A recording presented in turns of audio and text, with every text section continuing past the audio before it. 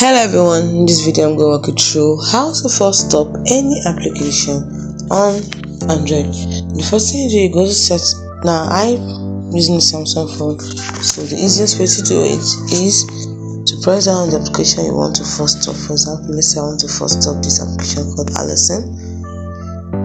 Press down on it until it shows the application information. Tap on it,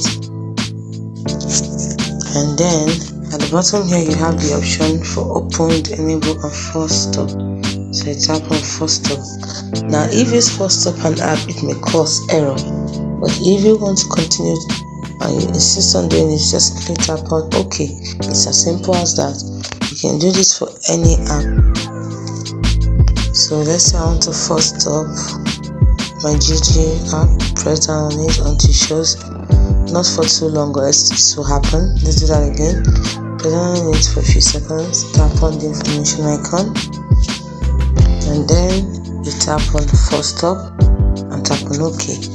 Now if I want to do this from the settings, I simply go to settings, tap on settings, and then you search for the app you want to force stop.